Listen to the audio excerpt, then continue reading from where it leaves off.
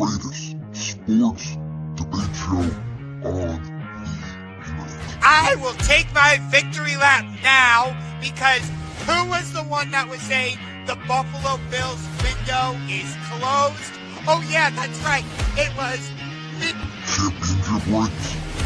Starring Brandon Lewis. Wait a minute, who's the one that didn't see Brandon Cooks clearly has the ball in his hand, goes down to the ground with one knee out of the ground, and then that's when they say, it's an interception! Honestly, I'd rather watch AHL All-Star stuff than the NBA All-Star game.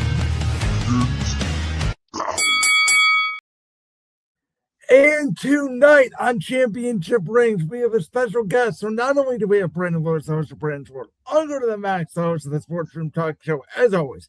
We have friend of the show, the man that's been on Brandon Lewis, Brandon's World, I should say, a ton. You guys know him as Jaylen Sandvik. Welcome to the show, Jaylen. Yo, what is going on, my friends? Josh, speaking of that, I am on Brandon's World a lot. I would love to come on your show, Josh. I would love. I'm throwing it out here, live on Championship Rings Thursday. Let's get that debate going, because I've debated this man for well over a decade, which is crazy to think about. Well over a decade I've been doing this with him, and it's a pleasure to be here, guys. Well, thank you, Jaylen, so much. We're going to start things off tonight by talking a little NBA. And, you know, Josh, a couple weeks ago, we did our top 5 rivalries in sports, and you had Pistons, Cavs on it. I told you I didn't think it was going to be a rivalry yet. I've changed my tune since these past 2 games have occurred. I think that this is at least going to be the start of a potential new era, let's say, Cavs-Pistons rivalry. Well, yeah, because we played each other in the playoffs 2006, the famous Eastern Conference Finals in 2007, and we played each other in 2009, and the Pistons were our first-round opponent in 2016, when we, of course, went on our magical championship run. Plus, with this version of Cavs-Pistons, you have the added layer that J.B. Bickerstaff is the current Pistons head coach. And what team did he get fired from in order to become the Pistons head coach? Oh, wait. Let me think about that. Oh, wait. It was the Cleveland Cavaliers. So there you go. And what I love about this regular season series is, aside from the first game, the next 3 were all nail biters. Both teams won on the opposing team's home floor. They both were able to defend their home court against the other.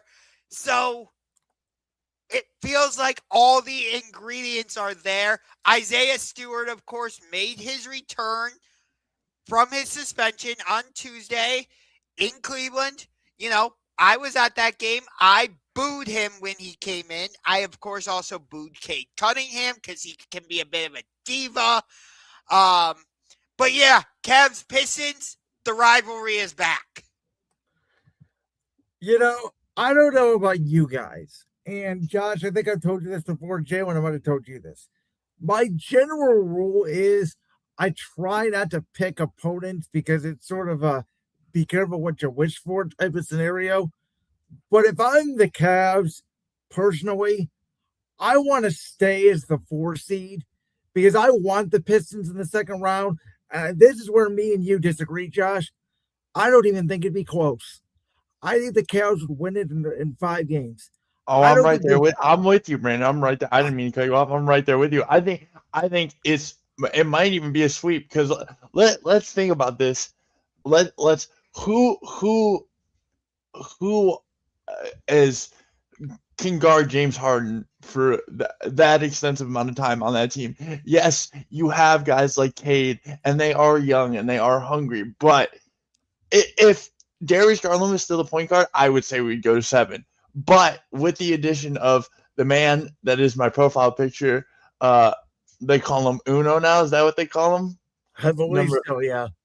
Is that what they the strip? I call him the strip club king. James Harden, I think that's just firepower that you can't help if you're the Pistons, and we know as Cavs fans how bad JB can be in the playoffs. So there's another factor with that one. I don't even look at it that way. I look at it like this. I don't think the Pistons have a second legitimate score. And yeah, that and was clearly on just not to cut you off, Brandon, but that was one of the biggest problems they had on Tuesday is the Cavs really bottled up Cade Cunningham defensively. All credit to Jalen Tyson, really, on that one, along with Keon Ellis, by the way. I know he ended up fouling out, but I was very impressed with Keon coming off the bench. Yes, he only had 7 points, but he was a factor defensively. But that's not his job, Josh. His job isn't to score 15. It's to be that guy. It's to be that pest. It's to be the most annoying thorn in the side of teams, and that's what we were missing when when we first made the playoffs, and I believe that was 2021 with JB. That's what we were missing last year. That's what we were missing on Christmas. We were missing the thorn in the side. These teams. I was giving Keon Ellis credit for that. Right, but I'm telling you, this is what sets us apart from everybody else in the East. We have Go ahead. You know what's funny? I know, Josh, you were at the game, so you probably didn't hear this. I don't. Jalen, did you catch what Brad Doherty said on the broadcast Tuesday night when they're talking about Detroit? And he just all of a sudden, it's like in the middle of a dead ball, and he just goes, Yeah. He just goes, man, the Pistons really do complain to the refs a lot, don't they? He's like, JB Bickerstaff never stops complaining, which was our old complaint when he was the coach. I've always said he coaches basketball like a football coach. Yeah, he really does. He reminds me of like the basketball, like John Gruden. If you see how much passion John Gruden has about football, that's kind of what JB has about basketball, but it just like shoots him in the foot from time to time. I like this Pistons team. I like the fact they're going a little bit back to the bad boy Pistons and a little bit of that Rasheed Wallace, Ben Wallace, mid-2000s, it sort of feels like. But don't you dare forget about Chauncey Billups and Chauncey Billups, who was Rip Hamilton. Don't you dare forget no one's not forgetting these guys, Josh. These guys are certified Hall of Famers. Well, I don't know about Rip Hamilton being a certified Hall of Famer. I don't know. Everybody gets in the basketball. Yeah, everybody gets in the basketball Hall of Fame. So, but no, like if you were to tell me, because here's what I think, and we've all sort of had this discussion. I think the Knicks, Celtics, Cavs, Pistons are the 4 best teams in the East. I don't think seeds 5 through 8 are going to win a first-round matchup. So if you're going to tell me the Cavs could either be the 2 or the 3 seed and play either the Knicks or the Celtics in the second round, or play Detroit, it's our first-round matchup, maybe a little bit tougher against Toronto, maybe, but I would take that chance. I don't want to see Boston. There is not a world where I want to see Boston. I'll tell you why. Well, hold on, Jalen. We'll get to Boston in a second because we're going to talk about Tatum. Let's wrap up on Detroit. But you touched on Toronto. That first round matchup with the Raptors. Granted, our regular season series was prior to us trading for James Harden. I get it, but we got swept by the Raptors this season. It doesn't matter. It doesn't. Yes, it does. No, it doesn't. No, it doesn't. It doesn't matter. Now when James Harden is on the floor, that has no. Sorry for my phone going off. I'm getting alerts over here, but that has no factor in that. Darius Garland is 6'1". When he drives to the lane, he's getting hit with elbows and shoulders and kneecaps probably because he's just a little itty bitty guy. No disrespect to DG. He's a baller. He's a bucket getter. But he just didn't fit here. James Harden can put anybody on that team on the floor, on an island, go get a foul, go get a bucket. Well, not only that, but this version of the Toronto Raptors have yet to go through the playoff gauntlet. I know, but it's that first round matchup, it still scares me. It does. All right, I'm not going to lie. Let's get to the big news in the NBA today, which was reportedly tomorrow. Jayson Tatum is going to make his season debut. And I know I've had conversations with both of you about, is this the right move for the Celtics because they are playing so well without Tatum? Are they going to disrupt some of that chemistry they've had of being the number 2 seed in the East, implementing Tatum back into the line? No, but I'll tell you why it will fail. You want to go first, Josh? I'll let you have the floor. Okay. Well, first of all, you know how much I love the Cavaliers-Celtics rivalry. I know a lot. Not a rivalry. Yes, not a it rivalry. is. No, it's not. Yes, it is. No, it's not. I will fight you on this What one, is Boston? Boston lost to literally LeBron James by himself. It was LeBron James and plumbers. We have played my Boston. my starting. No. Hold on. We have played Boston how many times? 6 times in the playoffs since 2008. And how many have we lost? It's tied 3-3. Okay, hear me out. How many guys have been on that floor that can beat a Cavs team by themselves? Zero. Jayson Tatum, Jaylen Brown, all those guys got literally dog walked by LeBron James. And this is me praising LeBron James. Brandon's probably like, what the hell's going on here? I'm just sitting back laughing, letting you guys have at it. So go on. No. There's no rivalry here, Josh. Yes, it is. Yes, it's it not. Is. Yes, it is. Okay. No, Jalen, you are not convincing me otherwise. I'll break the tiebreaker here. I think the rivalry was in stages. So I think 08 to 10 was a rivalry. I think 17-18 was a rivalry. Well, no, 15 was a rivalry because Kelly 15 Olynyk was the start of it, the first round, Yeah. 15, 17, 18. I don't think 24 can be considered a rivalry yet unless these two have a classic series again. When prior to them beating us in 2024 in Game 3, do you know the last time Boston won a playoff game here in Cleveland? It's been a while because they didn't win a game in Cleveland in 2018. It would have been maybe 2010. Did they win Game 1 in 2010? Yeah, I think they did. They won Game 2. But okay, I think Game 2. No, it was actually. Wait, Josh, so you're not helping your own argument here. You're just back. No. You're just backtracking. That's what this is. This is literally just you saying yes, you are. I am not. Back to the topic in question at hand. Yeah. Jayson Tatum, Boston Celtics. Josh, you Yeah. you didn't have a chance to give your full answer, so go ahead.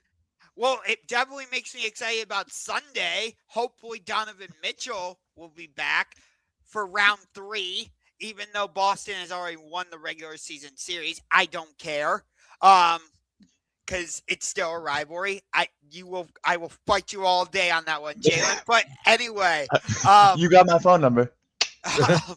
But anyway, in terms of this, I keep going back to what you said to me last week on this show, Brandon, where Jayson Tatum is looking at how well the Celtics are playing without him around Jaylen Brown. And I hate this whole, is it Jason's team? Is it Jalen's team? Who's the Batman and who's the Robin? I hate that whole argument, but it does feel like that's part of this whole thing of like Jayson Tatum's like, I can't be forgotten. Jason, I'm sorry to cut you off. Jayson Tatum is nervous. Jayson Tatum is shaking in his boots right now because he knows that Boston does not need him. Boston needs him to win the title. I don't know if they need to get out of the East. No, they don't need him to win a title. Are you kidding me? This is Jaylen Brown's team, and Jayson Tatum is not that guy. Jayson Tatum isn't an A+ player. He's a B+ player. Shout out Triple H, but he's a B+ player. Actually, that was Brian Danielson who said that. Triple H started it. Triple H started that, but understand this. Understand me when I tell you that Jayson Tatum is nothing without Jaylen Brown, and Jaylen Brown is the all-around better player, and I will die on that hill. And I've sat and listened to the show, and I've listened to Mr. Unger over here praise Jayson Tatum like he was the greatest thing we've ever seen. And I'm not here for that. There is no world where Jayson Tatum is the first option. He's not that guy. See, again, this is why I hate this whole argument. Just in general, because yes, you are right that the Celtics have shown that they are good. They are a very solid team without Jayson Tatum. I will grant you that. I'm not disagreeing with you on that one, Jalen, by any stretch. But what I will say is when the two of them are together, they're a much stronger team. Look at 100%. Look at what they did, en route to their championship. Yes, they caught some breaks along the way. I'll give you that. But still, would they have necessarily beaten Dallas so easily if Jayson Tatum wasn't there? I'm not so sure. Okay, but like again, to flip that, okay, what if they don't make their 55 threes they take? Like, that's another factor. Sometimes it has nothing to do with who's on the floor. The way they play, they live and die by the three. Yeah, that's the way that they won the championship a couple years ago. I'm going to suggest something that is not going to make you happy, Josh, because you said you were excited for Sunday's game. If I'm Boston, I don't play Tatum Sunday. No, I don't either.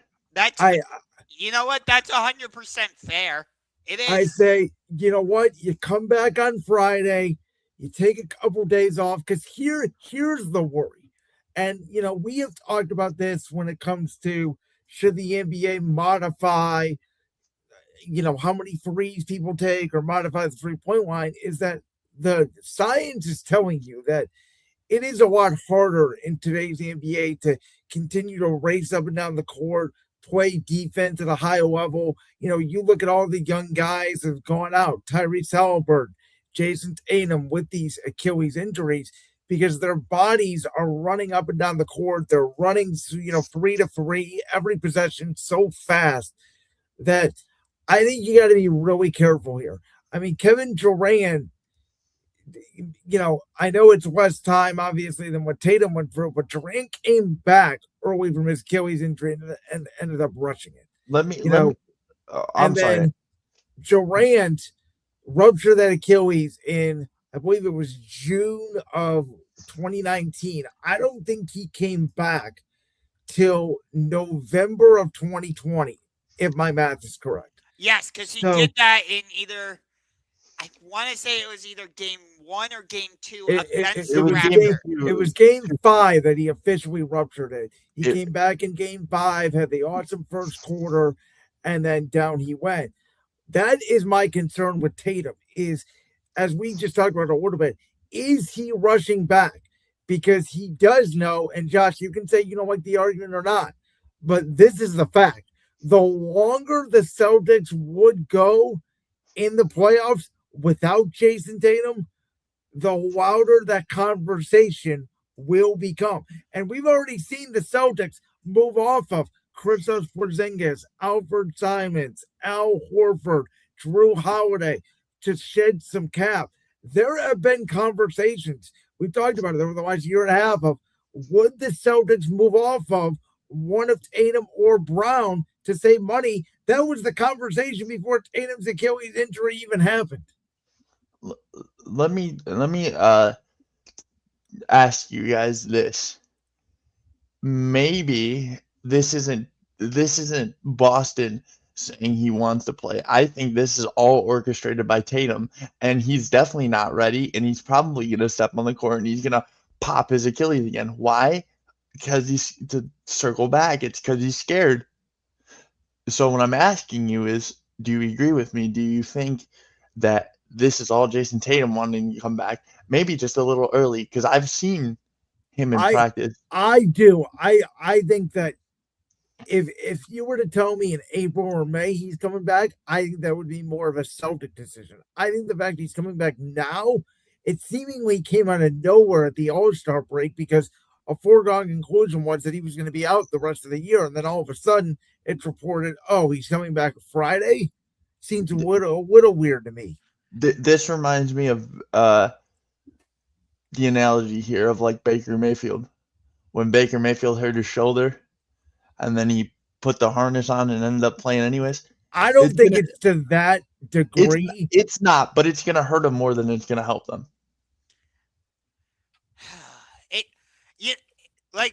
Right now, the timing is just weird because we're getting to that point in the season where there's only 20 or so games left in the season. Every game matters in terms of playoff positioning and, where you are in the standings. Unless, again, I think Boston, the Knicks, and Cavs are conceding the number 1 seed to Detroit. And if you ask me, I think all 3 of those teams want to be the 4 seed. So, I agree. Again, I don't love the matchup with Toronto, but that's a different discussion for another day. But nonetheless, it's like these games are all very important. Of course, we have the game upcoming on Sunday where the Celtics are coming to Cleveland. And they're trying for the regular season series sweep because it's only a 3-game series. Next season, it'll go to 4, and then the years after, it'll flip between 3 and 4. But I'm not going to get into all the schedule logistics and stuff right now. But, with some of these important games left, we got a possible finals preview last night between the Knicks and the Thunder. Boston still has to play OKC, I believe, in both Boston and OKC. So those are important games. So you want Tatum back for those. Yeah, but those should be the games Tatum's coming back for, not for us. You said yourself he already swept us. So they already swept us. So in hindsight, it makes no sense. He's going to pop his Achilles again, and I don't wish this upon anyone. As much as I don't like Jayson Tatum, as much as I think he's corny, as much as I think he's not a great basketball player, I think he's a good basketball player. I don't wish injury upon anyone, and that's what it's going to be. He's going to pop his Achilles again. He's at home. We are at home on Sunday, correct? We are in Cleveland.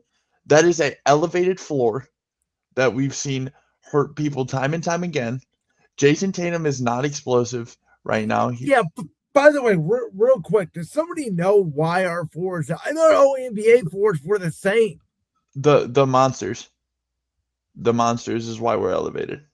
But is like the Timberwolves 4 elevated? Is the United Center elevated? Well, hold on, Brandon.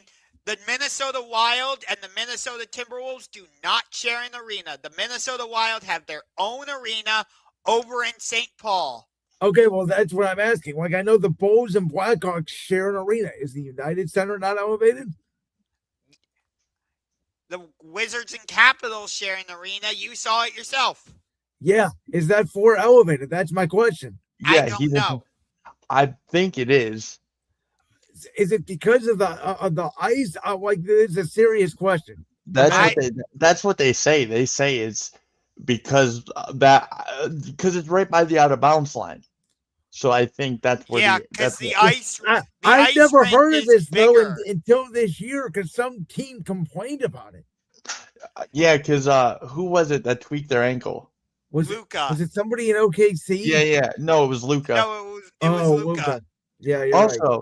Also, side note, can we just did anybody see that clip of the announcer that went in on Luka? Said that he's a whiner and he is good, but he whines too much to be great. Did anyone see that clip? No, I did not see that clip. Dude, I couldn't agree more. He was like, Luka is one of the best scorers in the game, but he whines too much. I mean, a long time ago, I know it was Colin Cowherd who said that he's basically a more talented Carmelo Anthony. Can I just address this comment super quick about the 76ers? Yes, go ahead. They are not a threat in the Eastern Conference. They're about as big of a threat as the Milwaukee Bucks. They're about as big of a threat as the Raptors. It's just I another mean, it's another seriously. delusional Philly fan. It's another delusional Philly fan. That's all they are. I'll say this: I know you were talking about the Raptors. I know some people want to talk about the Sixers. The team everybody should look out for right now is Charlotte. I agree. Yeah, what is going on with the Charlotte Hornets? They have become like dragon slayers. I'll be frank, if I'm the Celtics, the Cavs, or the Knicks, the last team I want to see in the first round are the Charlotte Hornets. I agree. I mean, we'll see if they can get, can they maybe get into the 6th spot and avoid the stupid play-in? Which they seem to love being in,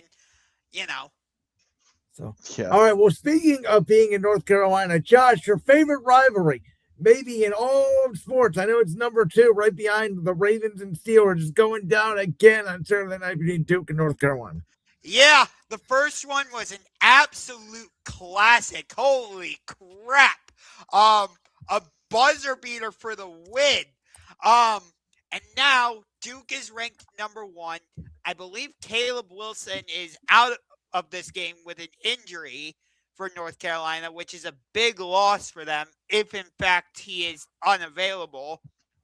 But North Carolina has been on the decline a little bit recently. They just got smacked by North Carolina State. Duke is at home. And it's Duke, North Carolina. I don't really have to say any more than that. It's going to be another fantastic game. Like they played just a month ago. And as I said, it came down to a freaking buzzer beater because that's Duke, North Carolina for you. This rivalry has had so many legendary players. Michael Jordan, Christian Laettner, Grant Hill, Shane Battier, Tyler Hansborough. Okay, maybe not all of them are legendary, but you get my point. But Christian Laettner is definitely a legend. And if you guys in the chat don't know who Christian Laettner is, I hate Christian Laettner. That's all I'm gonna say. Yeah. But I love Christian Laettner. And Michael Jordan as well. Yeah, who's Michael Jordan? Never heard of that guy. No, but and JJ Redick, Antoine Jameson. Sure, not all of them went on to become great NBA players, but they were correct. But people were wearing shirts that said, "I can't wait to name my kid JJ Redick so I can beat him." Yes. Brandon, understand. I know you're not a college hoops guy. I get it, but this is where me and Josh are gonna become. Because I've been ripping on Josh for about 30 minutes now. For a half hour, we've been arguing. Yeah.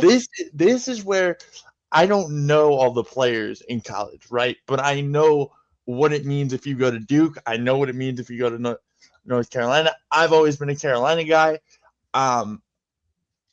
Obviously, Michael Jordan. I'm a Michael Jordan guy through and through. This rivalry is better than Steelers-Ravens, in my opinion. I'll tell you this, Jalen. The margin for me in terms of these two rivalries is ridiculously slim. It's like a flip of the coin. That's how much I love these two rivalries specifically of Duke, North Carolina, and Ravens Steelers. If you said for some reason, I don't know why this would ever happen, but if you said this Saturday, if football went this long, it was ice cold out in Heinz Field. Ravens. Oh, why are you doing this to me? I know what you're gonna say.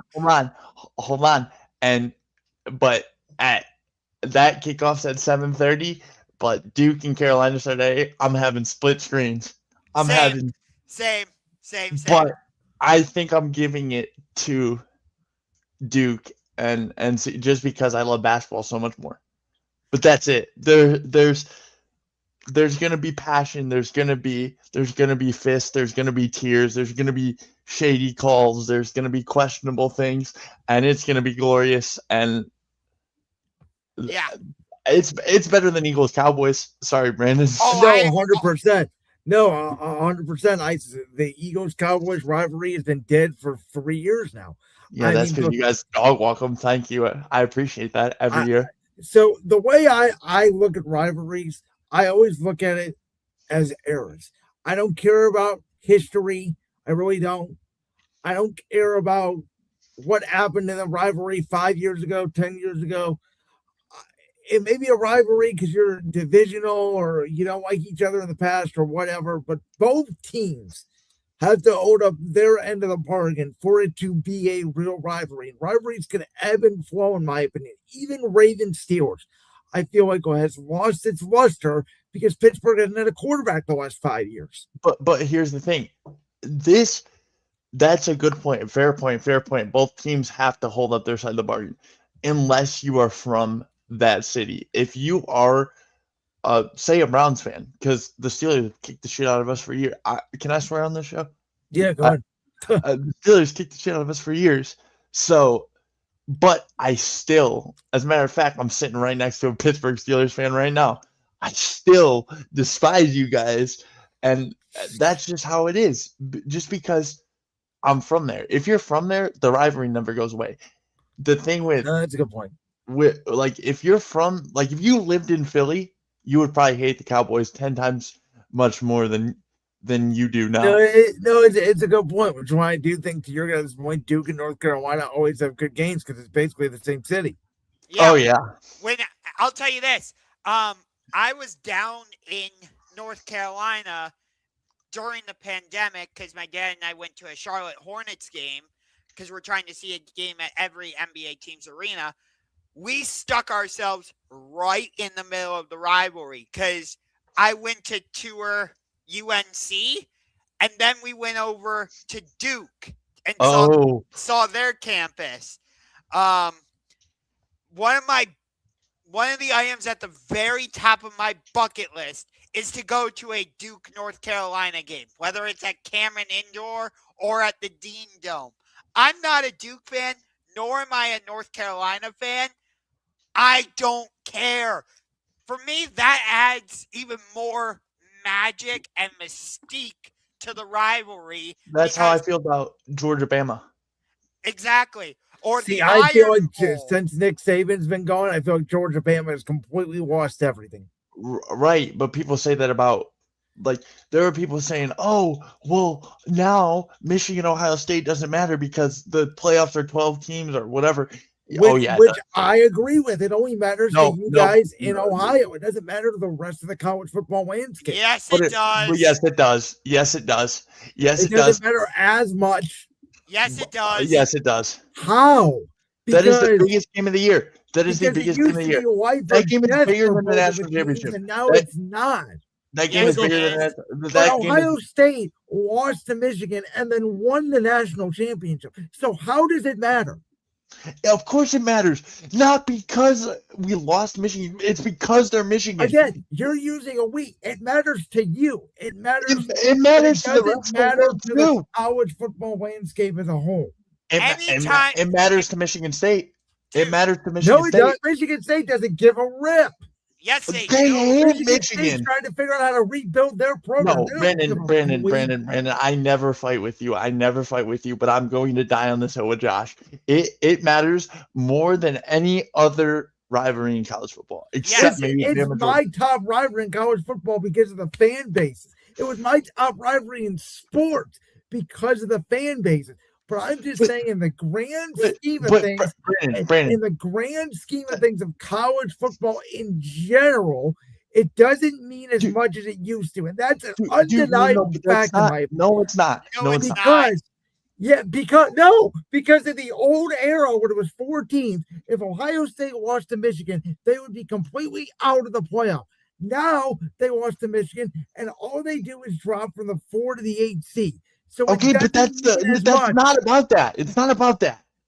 You're only. It's not about playoffs. Let me jump in. Go ahead. Let me jump in here super quick. Because Jalen, as for everything you're saying about Ohio State, Michigan, I 100% agree with. I feel the same way about the damn Iron Bowl, Alabama, Auburn. There you go. Because But again, it doesn't mean as much when Auburn stinks. oh yes, it does. Because what if they upset them? What if they don't, then it means nothing. Brandon, hold on. Wait a minute. Brandon, if the Iron Bowl doesn't mean anything, why is the kick six one of the most famous plays in college because football Auburn history? was good back in the day because they Auburn's gonna win the football. Hold on. You gotta let me do it. Auburn's gonna win the football game. Yes. That's one of the most iconic plays in college football history. Because back in the day, Auburn was actually a good football team, and they were ranked at the time. Wait a minute. Here's another example. Jalen, I'll let you go after this. Do you remember it was a couple years ago in Auburn? Auburn was mid. Alabama was right in the midst of trying to make it to the college football playoff, I believe. And they went down to Auburn, and they needed a last... That was this year. No, it wasn't this year. It was like 2 years ago in Auburn. This year. They needed like a last-second corner of the end zone game-winning touchdown pass. Yeah, that was it this year. No, it wasn't. Remember, Auburn almost beat Bama this year. They did. But that's not... I'm not talking about this year. I'm talking about the play from a couple years ago in Auburn where Alabama, I forget who the quarterback was, but they needed a last-second touchdown pass, and they got it to survive. Do you remember what I'm talking about? If I remember right, that was this year. Yeah. No, that was 2 years ago. That was who was quarterback for that Auburn team? It was Alabama. The fact that you guys don't even remember is proving my point. No, That's not proving your point, though. Yes, it is, guys. It's not, though. Brandon, it's a memorable moment. You would remember exactly who caught it, who threw it. Okay, so who ran the touchdown back? I could tell you the 2016 Ohio State-Michigan game when it actually mattered when J.D. Barrett was 100%. That's not what I asked. That's not what I asked. That's not what he asked. I don't remember. Exactly. And it's one of the most, in our field, it is one of the most iconic calls in sports. We dreamed of making that call. All three of us in this call right now have dreamed of commentating a national championship, an NBA finals, a big moment like that. Do not say that just because we don't know who made the play doesn't mean the play doesn't matter. Who is it? If the play doesn't matter, or if the play's not memorable, how am I able to recall it and even give a premise? Because you guys have artistic memories. You guys have everything locked in stone. No, but that's not what we're saying, though. That's not at all what we're saying, Brandon. Brandon. Let me say this to you. Yeah, fine, whatever. Michigan beats Ohio State. We dropped to 8. But you know why we won that national championship? It's because we lost to Michigan. Because they were unranked. Because they means something to you guys. It doesn't mean anything to the rest of the college. Yeah, it does. Yes, it does. It 100% does. Can you imagine? Not going to agree on this. Can you imagine if we beat Michigan by 40 like we were supposed to, and we went into Tennessee? We would have got steamrolled. But the loss to Michigan put all the media pressure on us. Okay, you think that, but you don't know that. Oh, that's the problem. What are you talking about? I don't know that. I don't know. Jalen, by the way, you mentioned Tennessee. I love the Tennessee-Georgia rivalry as well. Since when has that been a rivalry? That's been a rivalry. What are you? Okay. Since when? You don't watch college sports. You guys know the name of it? It doesn't need a name. Well, college football has names or rivalries. We got the Red River Bowl. We got the Iron Bowl. So what do we call Penn State, Ohio State? We call it the whiteout game or the grayout game. No, you know what we call it? You know what we call it? You know what we call it? Or what I call it? I call it Dad Disciplined Son. Oh, dude, I'm a Penn State fan. I wish it was a rivalry, but it's not. Oh, me too. Because I want to go into Sad Valley. I want to go into Sad Valley. Guys, And we have spent way too much time on this. I think this is the first time this show has ever gone off the rails to this point. sorry, guys. We can continue it if you want. No, we could switch. We could switch. Jalen, I think that's the longest you and I have ever agreed on something. You might want to look out the window and make sure pigs aren't flying. Is it a full moon tonight or what? I don't know. Well, we're gonna start talking about NFL free agency, and let's start with the most recent news and work our way backwards. So, the Buffalo Bills today, they send out a second-round pick, 60 overall, to the Chicago Bears, and in exchange, they get back a fifth-round pick as well as DJ Moore. Now, this was a conversation that me and Josh have had really since the Bears were winning in the playoffs. I was the first one that said, and I may have even said it going back to the end of the regular season, that they needed to move off DJ Moore. They have a plethora of wide receivers. They have Colston Loveland and Cole Kmet at tight end. They need to obviously bolster up their defense, and I think Drew Dahlman retiring is a little bit of a major story that's not been covered as much. But if I may interject on that, the good thing is, unlike what happened with Frank Ragnow and the Detroit Lions, where he retired or he announced his retirement later, with the news and timing of this, the Bears have time to prep and go look at potential replacements through the draft, through free agency. So, yes, it's a loss for them, I agree, but at least with him announcing his retirement now, the Bears have time to adjust. No, I agree with that, but I like this move for both sides. I love it for Buffalo. You know, I think DJ Moore is a fringe wide receiver S1. He may not be the wide receiver one anymore, but you think about the quarterbacks he's had to play with, Bryce Young to Caleb Williams, now to Josh Allen. You can make a case it's been an upgrade every single time, and you know, they have Dalton Kincaid still. They have Knox. They have Shakir in the slot. You got James Cook out of the backfield. Now Buffalo can spend all their draft and free agency resources on the defensive side of the ball to rebuild that defense. They also have Keon Coleman, even though he got thrown under a bus and run over. Well, and by the way, Joe Brady, their new head coach, also worked with DJ Moore when he was in Carolina. By the way, I like Joe Brady as the Bills head coach because if you remember that 2019 LSU team, he looked at what he had and he's like, oh, that's a 5-star. That's a 5-star. That's a 5-star. We're just going to go spread offense and see if you can beat us. Yeah, if you guys remember, this was even before McDermott was fired. I was actually advocating for that to be the guy in Cleveland. Yeah, I remember that. And to piggyback off it, I like this move a lot. And in that great intro in the beginning, there's a clip where Mr. Ungar over here says, the Bills window is closed. Well, you could crack that window right open a little more and let some fresh air in because they got a chance. Let me say this. I think their playoff window is open, but their Super Bowl window is closed. Nope. Yes. Nope. I don't know how your Super Bowl window is ever closed when Josh Allen's your quarterback. Right, exactly. It's the same thing with Philly. I feel the same way about Cincinnati if Burrow's healthy. They haven't made the playoffs in 3 years, and I still feel like they could go to the Super Bowl. Right.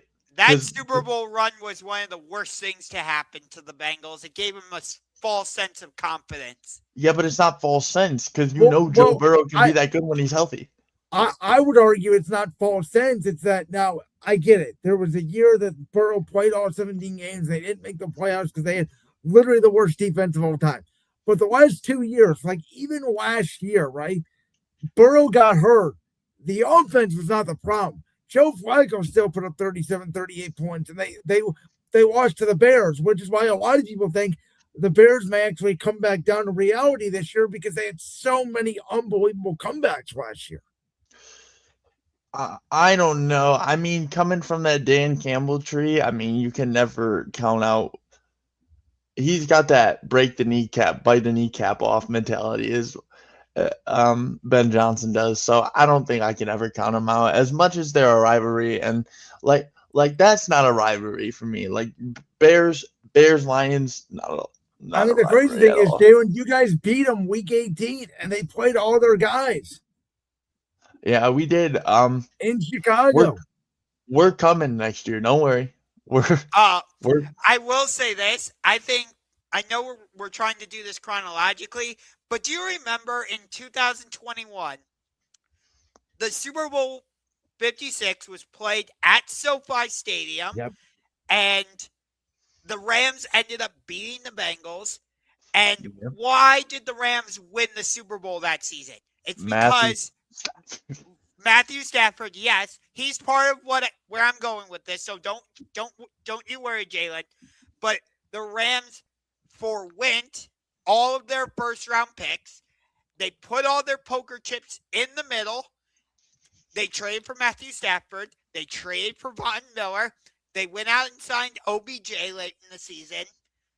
I think that's what they're starting to do now by making the trade they did, by giving up 4 future draft picks, including first-round pick in this year's draft, for cornerback Trent McDuffie from the They definitely are, because I don't know if you guys saw the report that came out.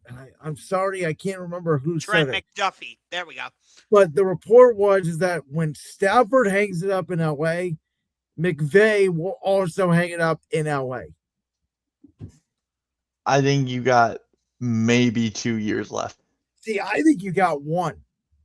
That's how I feel, because as great as Stafford played last year and deserved the MVP, in my opinion, people forget he couldn't practice the whole training camp. He was dealing with a bad back, and there was real questions about, is Jimmy Garoppolo going to have to start the season?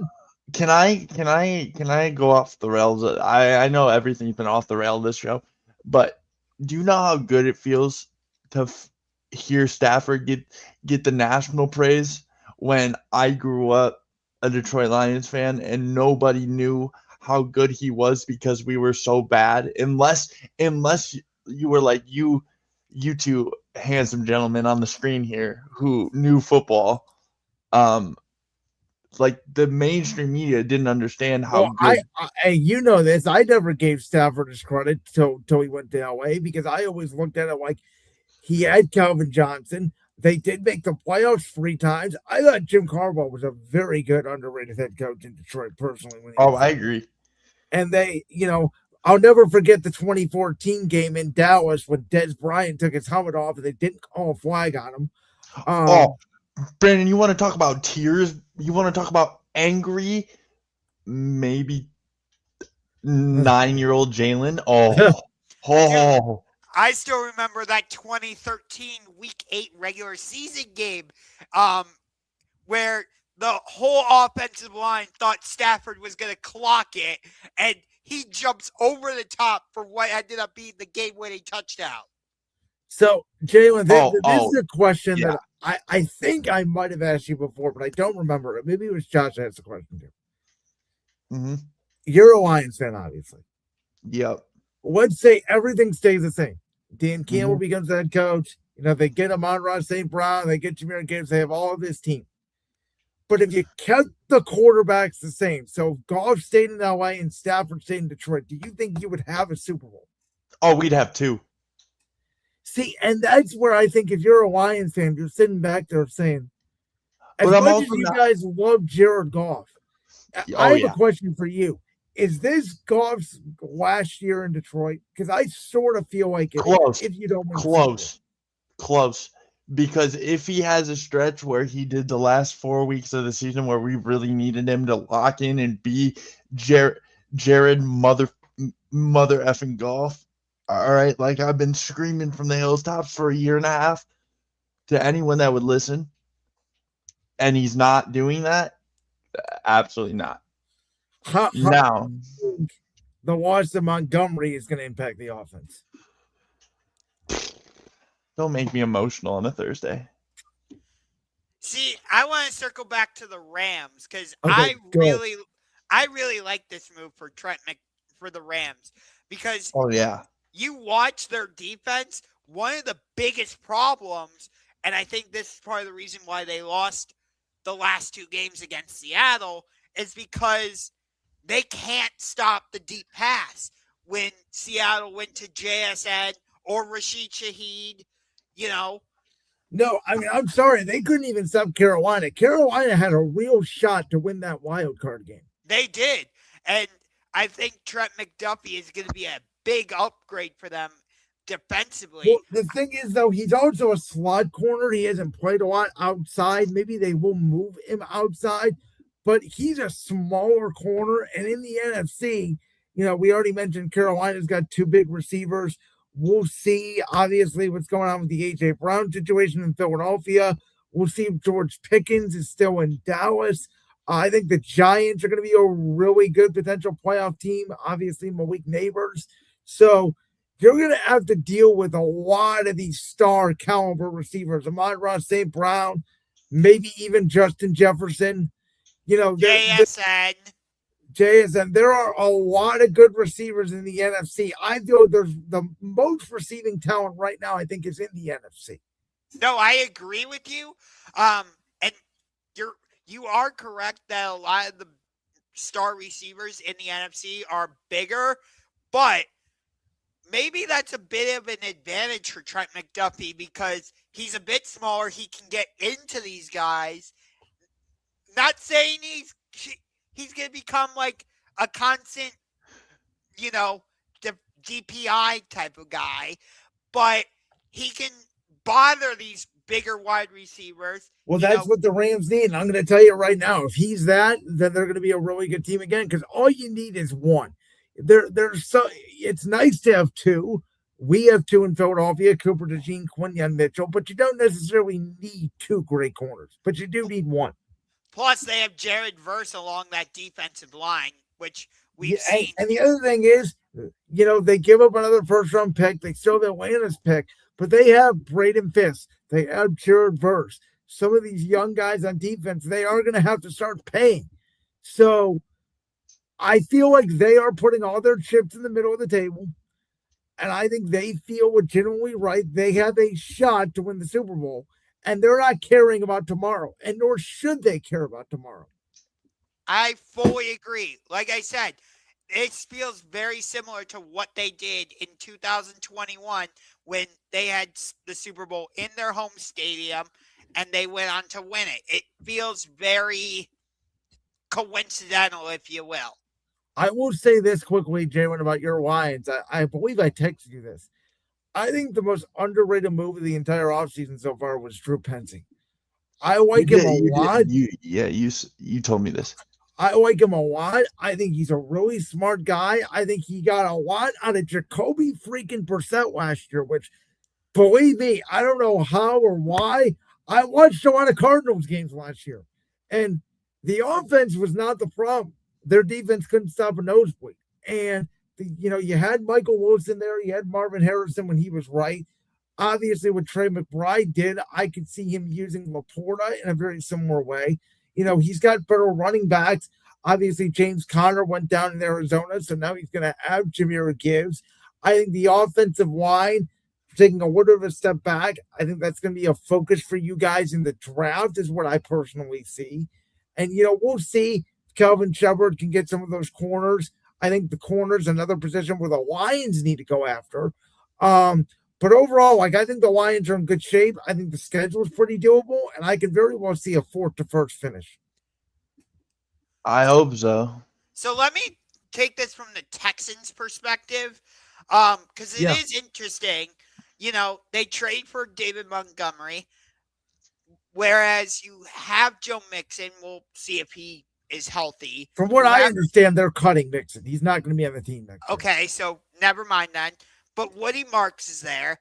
But my bigger problem with this trade for Houston is their offensive line was horrible. And they got rid of their best one. They gave him away to Cleveland.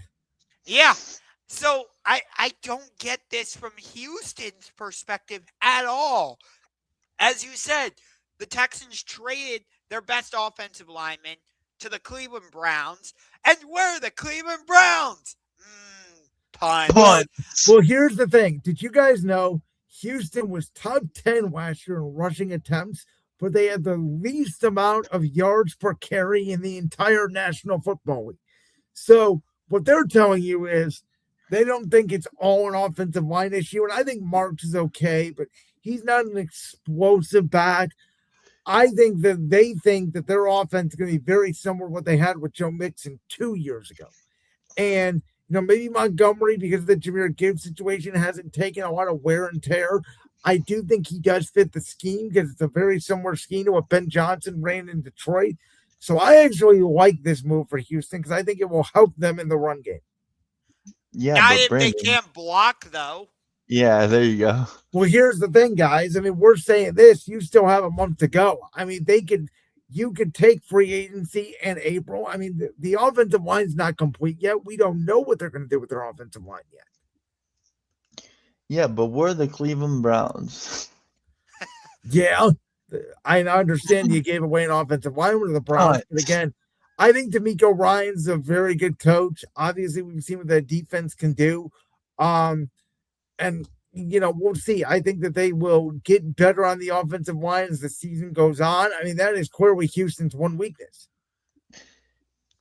Yeah, I mean, I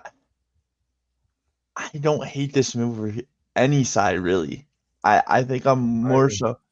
I think everybody got what they wanted in this trade, and I think Houston might have won the trade just slightly. I would say Detroit won just because I don't trust Houston's offensive line. I think it's too early to judge. That there is a rare offseason trade where you go, that team won the trade. In all sports, really, because you have to see it play out on the field. I mean, there's only a couple exceptions. The Lakers get Luka Doncic, no matter what, they win the trade. I don't think this is a case where you can definitively say this team won the trade yet. It's fair. All right, well, to wrestling now we go. And before we get to Elimination Chamber, we had some potential big news this week in the world of streaming and media because Paramount has significantly outbid Netflix. They are purchasing Warner Brothers Discovery. They will reportedly, from everything I've read, own all properties of Warner Brothers Discovery, which will include the linear, the streaming. They're going to merge Paramount Plus with HBO Max. And so that does come into the picture for AEW for two reasons. Not only because, one, we know that Warner Brothers does have, I believe it's a 9% stake in AEW, but two, we know now that the UFC, which is under TKO, which controls the UFC and WWE, is on Paramount Plus. And what we don't know is there some sort of restriction or rule under that contract that basically says you cannot import any competition, which would be under definition AEW, on our network. By the way, UFC 326 is going down this Saturday. It will be Max Blessed Holloway defending Versus Charles Du Bronx Oliveira. Thank you. For the BMF belt, it is going to be absolute barn burner. Do not miss it. We call this cinema in the business. This is going to be absolute cinema. Jalen, I love you every minute now. What do we got to do to get Brandon Lewis to watch the UFC? I don't know. Give me John Jones. Give me Brock Lesnar back. Oh, you mean the cokehead? Yeah. The most overrated fighting. Give me stars. Give me marketing. What about Sean O'Malley? Never heard of him. Stop it. Never heard of him. What about Sean Strickland? What about Max Holloway? Israel Adesanya? Holloway sounds familiar. Adesanya does not. What about? Back in the day, I used to watch UFC when they had Brock Lesnar and Cain Velasquez and Chuck Liddell. Oh yeah, okay. So when all the cokeheads were running it, what about now? Yeah. Back in the day, Conor McGregor. That was now UFC doesn't really have any stars they can market. No, that's a bad take. Bad take. Anyway, It's not a bad take.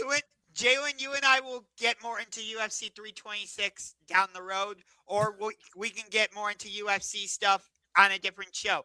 But anyway, by the way, AEW has been rocking these past few weeks. Last night's episode of Dynamite was fantastic. We ended up actually having 3 title matches on the show. There were only supposed to be 2, but we had better than WWE has been in the last 2 months. Fully agree with you there. This whole show today is a gang up against me, and I'm totally okay with it. Go on, guys. Revolution is going to be freaking insane. MJF versus Hangman in a Texas death match where Hangman has basically put the Cody Rhodes stipulation on himself. And it just got announced. You got Tekla against Chris Statlander for the Women's World Championship. 2 out of 3 falls. Brody King against Swerve Strickland. Bandito against Andrade. I'm sure there's other matches. FTR versus Young Bucks. There we go. Yes. And it was just announced Trios Championships. Kazuchika Okada, Kyle Fletcher, Mark Davis against Jet Speed and Mystico. So there you go. But in terms of this, I am very interested to see what comes of this, because with Warner Brothers purchasing Warner Brothers, I wonder if that means there's an opportunity for AEW to be on mainstream television and actually have an episode on CBS, for example. Maybe you don't run Dynamite on there every week, but if there's a special, huge episode of Dynamite, maybe you run it on CBS. And by combining Paramount with HBO, you're just expanding to a larger audience. More people get to see AEW and get to see real wrestling. Well, that's why I'm wondering. UFC is under the TKO umbrella, which is under WWE, which technically would be a rival to AEW. Is AEW going to be allowed to be on Paramount? That's a good question. I mean, they should, just because, like, there is no WWE anything in UFC. They don't have logos anywhere. They don't have nothing. No, but it's still part of the same company, which when this whole conversation started about AEW and Warner Brothers, the point I made was there is a reason why WWE had made contracts with Netflix, Peacock, USA, CW, almost every streaming service in the world outside of Amazon Prime, which is what AEW has run their pay-per-views on, and obviously Max, because Nick Khan, WWE's president, and what's his name? Hawaii. I'm sorry, the Endeavor CEO. I'm blanking on his name. They want to pretty much take away all the avenues for AEW to get a new TV contract, and you can't tell me anything different. I mean, you might be right, but you got to understand that AEW has been putting on banger shows since forever, and Josh is right. This is just going to expand with more people having these streaming services. People are going to realize that WWE is putting on a bullshit product, and they're going to come watch the better product. Yes. You guys think that, but it's just not true. WWE is straight bullshit. Okay, but again, you guys may think that, but to the mainstream audience, it doesn't matter. 75%. But it will. 75% of people attending a WWE show, I guarantee you, have never even heard of AEW. That's a lie. No, it's not a lie. Stop it. Stop. I'm telling you. I am telling you, 75 to 80% of a paying customer that's in a WWE audience. I'm not talking about the people at home. I'm saying the people that go to shows. There are people that go to wrestling shows because they know the wrestling show is in town, and that's not AEW. I'm pissed that you guys have Danhausen. You guys are just gonna waste him. You guys, again, I told you Danhausen was in the crate. I told you. So I told everybody as well. I thought that was the biggest waste of time, and that's why you're not a wrestling fan. I have ever watched in my life. Oh, that was so, so funny. The crowd had no idea who it was at first. Yeah, because you guys are a bunch of marks. You guys again, it goes back to my point. Chicago is, I would argue, the best wrestling crowd. I think it's Chicago, Philly, New York City are the three best wrestling markets. So AEW goes to Chicago. They used to go practically once a month. Correct me if I'm wrong. They're not going there as often as they used to. It felt like they were running 2-3 shows a month in Chicago at certain points in time. So that All Out was like always in Chicago for years. Correct. Mm-hmm. So that city knows their wrestling. The fact that they booed Danhausen because they didn't know who it was at first. And then when they realized who it was, you heard a word of a pop from some people that knew. But Giannis Antetokounmpo was in the crowd of the Elimination Chamber. Do you really think he knows what AEW is? Because I highly doubt it. Like, I know. I think guys like Tyrese and Yachty, they may have heard of AEW. They have no idea what it is, nor do they watch it. I guarantee you that. Okay, but Giannis is a basketball player. But that's exactly my point. When you it's not though, because I guarantee Lil Yachty knows what AEW is. But that's exactly my point. I'm not getting into this whole argument. When casual fans talk about wrestling, they don't talk about AEW. And you can't have a guy that 75% of that audience didn't know who it was come out of the box. If you wanted to have him come out at WrestleMania or come out on Raw or somewhere else, fine. You can't have him come out at Elimination Chamber. It was the wrong spot to debut him. At WrestleMania, Brandon, you're going to have Danhausen open that crate. I mean, it would have been. I'm saying he shouldn't have come out of a crate at all. I'm saying if he, comes out underneath the ring or something, it'd be better than teasing this crate. But if you know Danhausen, the crate makes so much sense. But again, 80% of the people don't know. I don't care. You guys are all marks with Triple H's dick halfway down your throat. Jalen. Okay. Jalen, as much as you and I were going at it during the first part of the show. So the last hour and a half has been a double team against yours truly. Jalen, we may disagree on certain things, but you and I are in total agreement on this. But Brandon, listen to me. This is no attack on you. This isn't me calling you a mark, because I know you're not a mark. I know you just like that PvPG bullshit. I get it. Hey, and by the way, I like my Extreme Wrestling. I don't like knowing every time Jon Moxley is going to come out, he's going to immediately start internal bleeding. Oh, I love that. By the way, thank you, Jalen. I don't know how I forgot. At Revolution, we're also getting no time limit Konosuke Takeshita versus Jon Moxley. Wow, bang. He's not using that entrance. He needs to. He's still using the Death Riders music. But I want to start with the men's elimination chamber because the GOAT was victorious. GOAT. Wait, hold on. John Cena wasn't in that match. Yeah, right. Wait, hold it. You're right, because John Cena isn't the GOAT. The GOAT is Randall Keith Orton. So I paid a lot of money to go see the GOAT's last match for no reason. Then that's what you're telling me.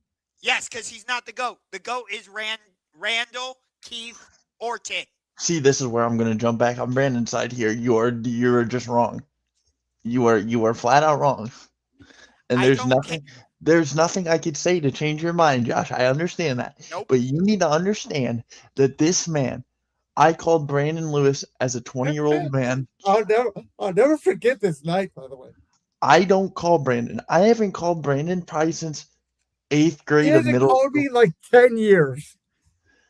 And I called him when Cena won the belt and I sobbed like a baby. I sobbed like a small child. And he said, "Buddy, what's up?" I said, "My childhood hero did it. He did See, it." see, John Cena is your childhood hero. That's how I feel about Randy Orton. Well, there goes our Again, morals because he punched one Edge in is my John favorite Cena's wrestler of all face. time. Jalen's favorite wrestler of all time is CM Punk. It doesn't mean they're the GOAT. Right. Trust me, I understand, Jalen. I understand why everybody says John Cena is the GOAT. I'm not saying you or anybody else is wrong. That's not what I'm here to say. John Cena is in the GOAT conversation. He is. I just have Randy Orton ahead of him. That's my personal preference. I just think at times John Cena can be a bit of a one-trick pony, whereas Randy. I'm about to walk off this show. I swear. Well, wait. Randy does the same 5 moves as Cena. Randy has had the Legend Killer. He had an Cena's amazing. been the doctor of economics. Yeah, I was gonna say Cena had one of the most iconic gimmicks in wrestling history. Again, I'm not trying to say anything negative about John But you Cena. are. But you are. No. You're saying he's Josh, not you're ruining your argument. I just think everything John Cena did, Randy Orton did it better. All right, I'm gonna leave it there. I'm gonna let you talk about Elimination Chamber. Can I walk off the air? Can I? Go ahead, Josh. You got a comment about the men's chamber. Go on. Yes. I love that Randy won, and all reports seem to indicate Corporate Cody, there we go, is going to defeat Drew McIntyre on Friday Night SmackDown, regain the title, and we will finally get the feud we have been waiting for over 2 years, and it will culminate at WrestleMania when Whoa. Only 2 years? I've been waiting this for a decade, since WrestleMania 27 when they did the handicap match with Legacy. Did you guys forget we already got this match at Night of Champions? It was the King of the Ring finals. No, because no one watches that garbage. Yeah, Anyway, nobody cares. It's a Saudi Arabia show. Yeah, worst. We talked about this. You guys watched the Royal Rumble. WrestleMania is happening next year in Saudi Arabia, so I did not watch the Royal Rumble. I only watched the Royal Rumble because I was over at a friend's house. And I'm not going. And if they are in Saudi, no disrespect to Saudi, I just don't like the Saudi shows. So I will not be watching WrestleMania. It's not happening. I will say the Saudi shows are different than what they were under the Vince McMahon era. There you go. But it's all gimmicky. It's so gimmicky. Go there and have a normal show, and I'd have no problem. But that's my point. They are doing a normal show now, but they're not. They're not. What was not normal about this year's Royal Rumble? Well, I didn't watch it, so I wouldn't know. But so again, I got you again. Let's see. No. When AEW goes to Wembley, Which again, you didn't watch, so you don't know because you didn't watch. I watched garbage. I did watch the Royal Rumble, and first of all, the way the lighting was in that stadium was terrible. It made it look like the same way as the Intuit Dome is in LA, though. It's not a Saudi thing. Can we also just say, like, when AEW goes to Wembley, there's nothing that changes. There's no best in the world tournament. There's no. Yeah, no. That was all under the Vince McMahon era, though. There's no. Oh, we're gonna have Goldberg beat the Fiend. Again, all under the Vince McMahon era. The only thing they have changed for Saudi, which I don't like it, is the Crown Jewel tournament. But they didn't even do that in Saudi this year. They did it in Perth, and they still did the Crown Jewel. Yeah. And it seems like Logan Paul has to have a match when they go over to Saudi Arabia, which. Oh yeah, so he can make up for Japan. Yeah. But I didn't actually watch Elimination Chamber. I had no intention of watching Elimination Chamber anyway. I was working the Cleveland Monsters game. We'll get into the Monsters a little later. But I'm glad I didn't, because from everything I heard, it wasn't that great of a show Anyway, you know, I disagree. I thoroughly enjoyed it. but Well, of course you did. You're a mark. You just said I'm not a mark. Now you're calling me a No. mark. You are a mark. You're a WWE mark. the right Listen. person won both the women's elimination chamber and the men's elimination chamber. I hated that. Oh, the cage door is open. Here comes Drew McIntyre. Like, we don't need all these stupid shenanigans.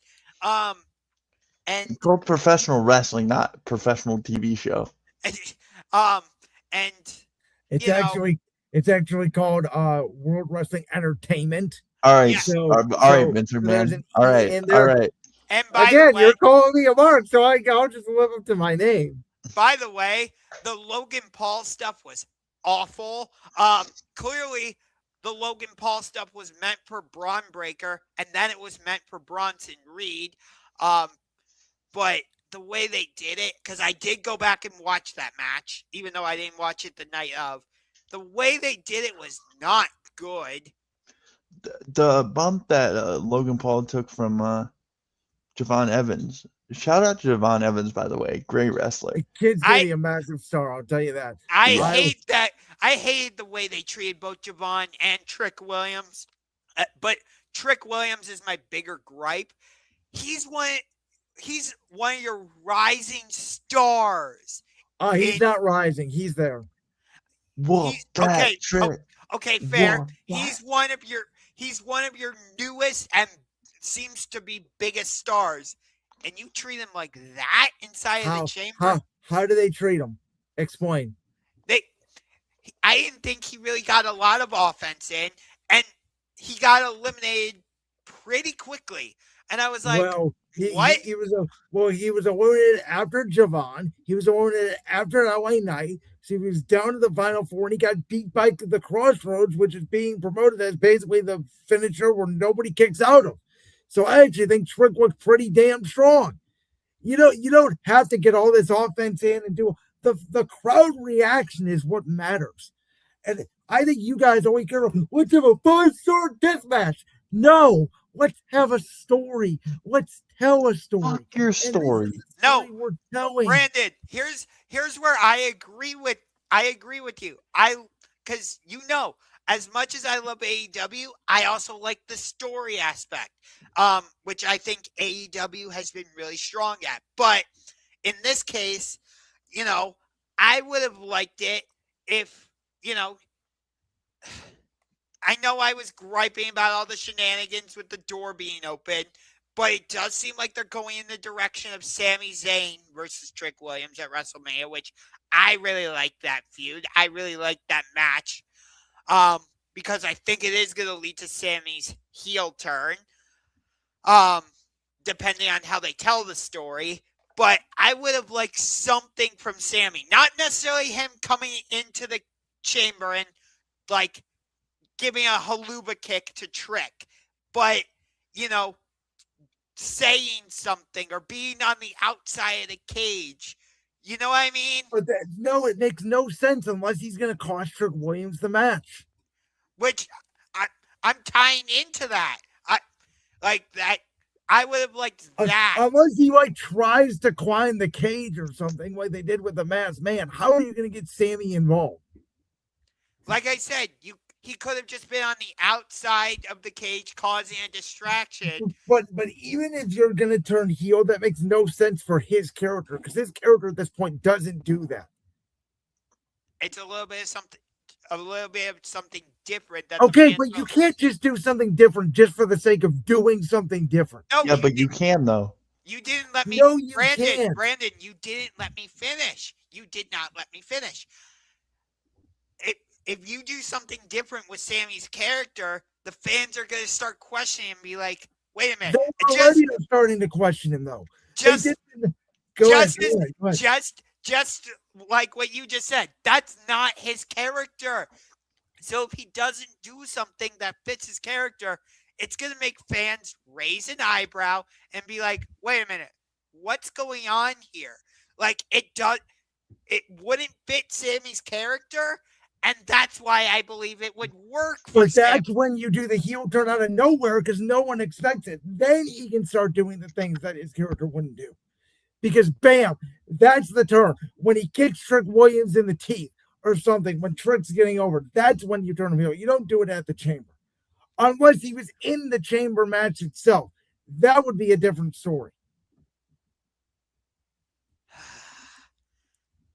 And then there's the Becky, or let me start with CM Punk, or wait, I'm sorry, CM Pinky. There we go. And Finn Balor. I'm surprised there was no Judgment Day involvement at all. That is part of the story. Finn asked them, don't accompany me to ringside. I'm going to get the job done. They listened. He didn't get the job done. Now that can lead you to the face turn. I'm agreeing with you about the face turn, but I thought Dom Mysterio would just become a bigger asshole and say, screw your instructions or your requests, and he goes out there anyway. Like, you could have done that, but this particular story was about Punk and Balor. It was not about Punk and the Judgment Day. No, I agree with you. No, I'm again, you and I are in agreement on this. I just see it a little bit differently. Which is not necessarily a bad thing. I'm not saying you're 100% I'm not saying it's a bad thing. Rant. I feel like we're saying the same thing, but in a different way. Yeah, that's what I'm getting here.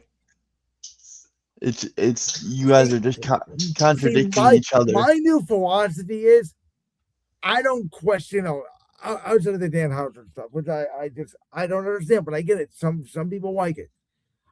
I have been way more patient. And again, you guys know my wrestling habits. I mostly only watch Raw and SmackDown.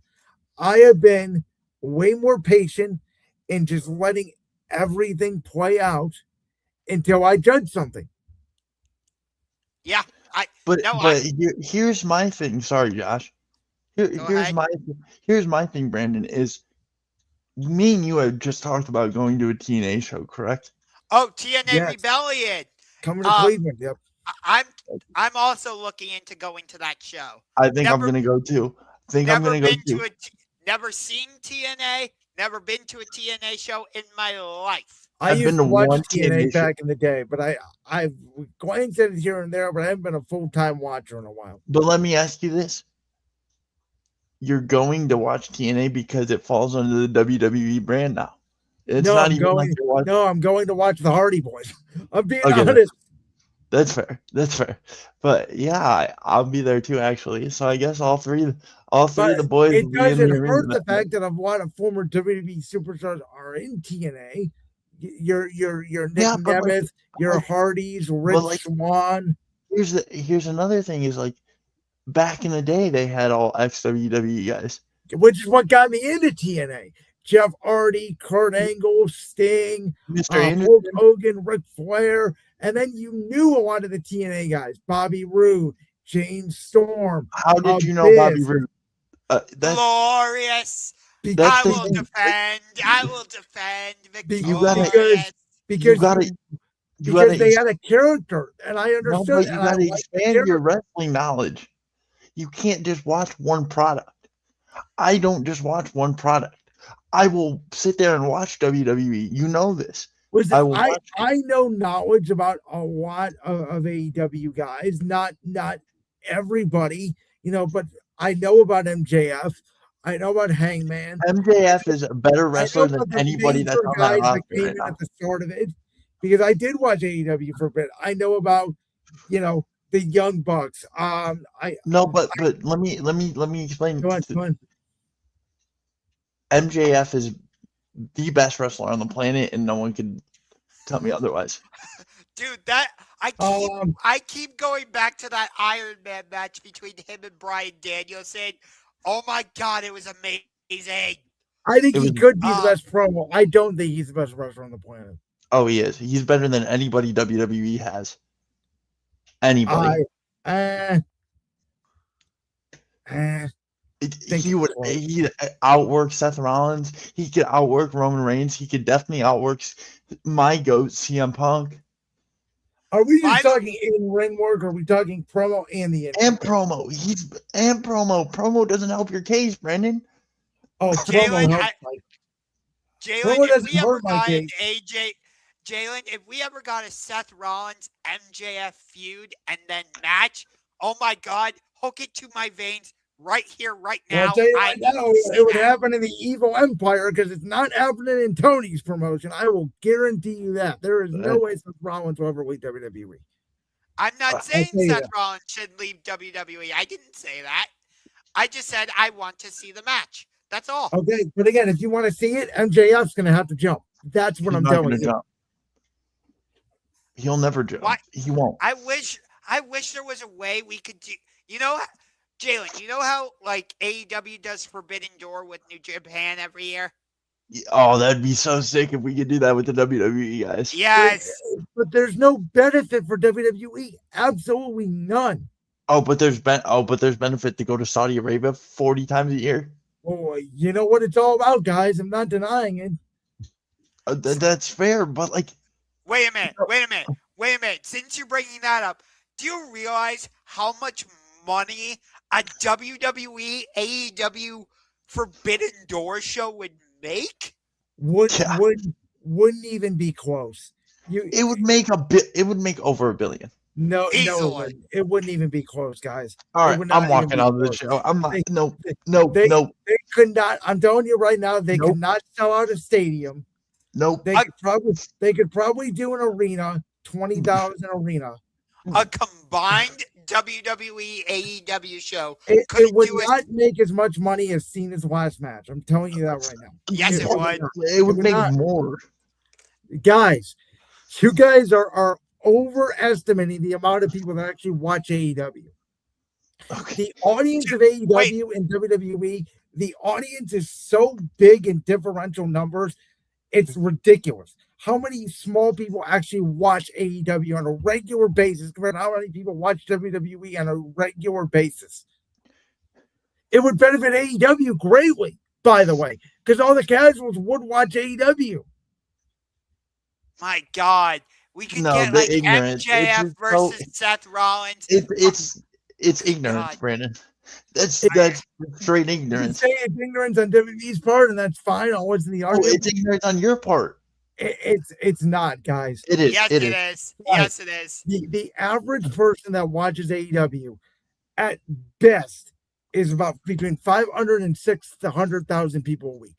The average people that watch NXT. Yeah, because they're all children.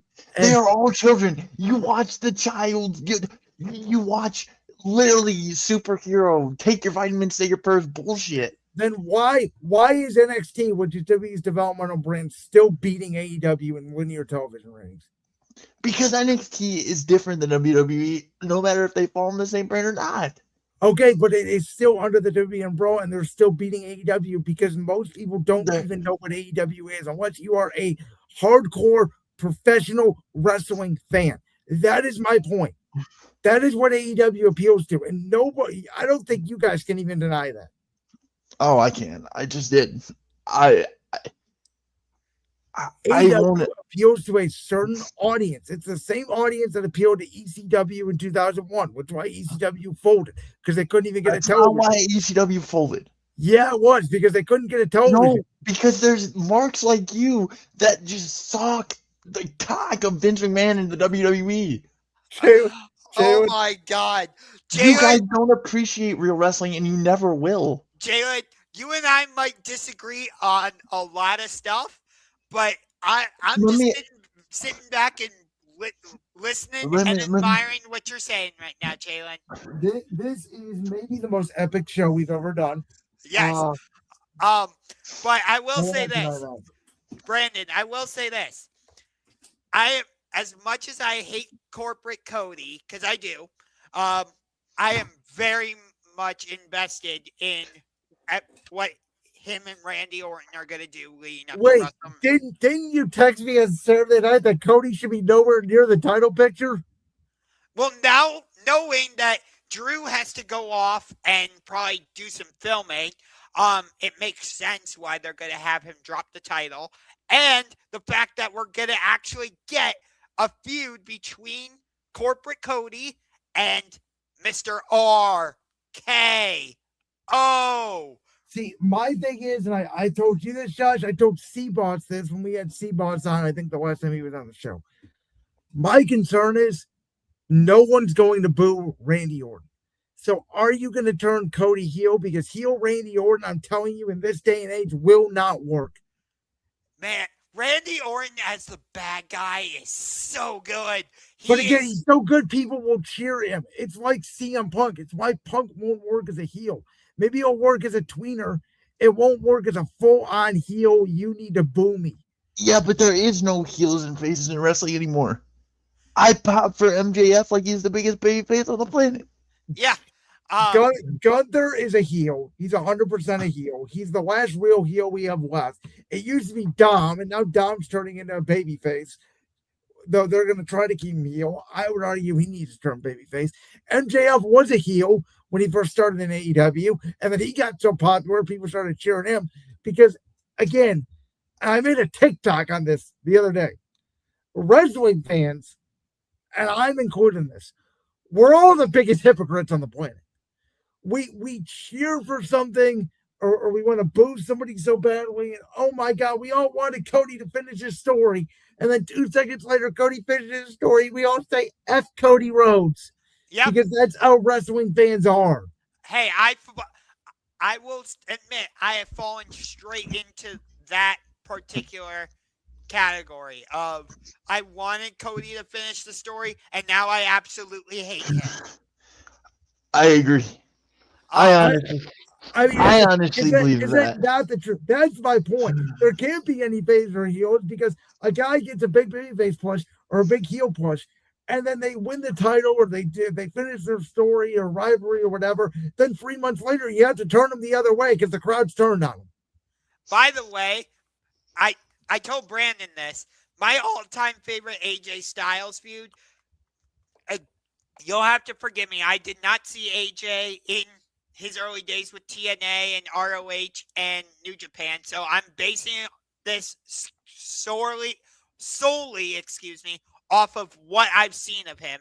My all-time favorite AJ Styles feud, WrestleMania 35 against Randy Orton, where it started off as just like, and a little fun thing of comparing resumes, but then it got deeply personal. And Randy's talking about how AJ came from the Indies and he brings up this symbol and he goes, you guys never ripped anybody off. And, a knockoff diamond cutter. Yeah, exactly. And that's what Randy Orton is. He's a knockoff diamond cutter. All right. We got to end the night, Josh. We're going to let you talk about the Cleveland Monsters. Yes. So the Monsters have a huge month of March. They have 2 home games coming up this weekend, March 6th and March 7th against the Grand Rapids Griffins. And then they will go on an extensive road trip. I will pull up their schedule right now so I don't give you the wrong information. But that road trip will include the likes of Toronto, Syracuse. Josh, I think your camera's Your frozen. webcam froze. Okay, are we back now? We're good. You're back. Okay, so like I said, they have 2 huge home games against Grand Rapids this weekend, and then they will be at Hartford twice, at Toronto, at Belleville, and then at Syracuse before coming home to finish the month against Grand Rapids, and they have 2 games against Utica. They are just a few points out of first place in the North Division behind both Syracuse and Laval. So right now the Monsters would make the Calder Cup playoffs. And if you are in the top 3 of your division, you will get a bye. So they would not have to play in the wild card round. They would go straight to the second round.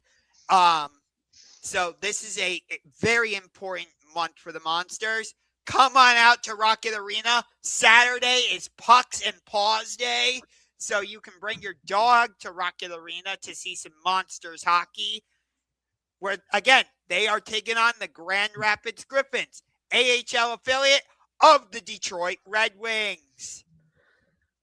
You know, Josh, I think I just figured it out. I think if you switch off tabs, your camera freezes. Gotcha. So, but Jalen, this was fun, man. I know you're not available. You got a job at night most nights. But anytime you want to come back on the show, man, let us know. You guys gotta have me. I'm sorry if energy was down the last hour or two. I don't know what's up. My chest is tight. I'm getting a little bit of a cough here, but Hey, it was dude, fun. I called for 3 straight months in this show. We're good. Dude, how long was I coughing for? Jeez. I'll tell you what. Let's enjoy this nice weather that's coming our way in Cleveland, Ohio. We'll be back next week. Me and Josh Ford to talk all things sports. This has been Championship Range. It's been a blast. For our guest tonight, Jalen Sandvik. He is Ungar the Max, host of the Sports Room Talk Show. I am Brandon Lewis, the host of Brandon's World. Until next week, you guys all have a good one. Peace. See ya. Yeah.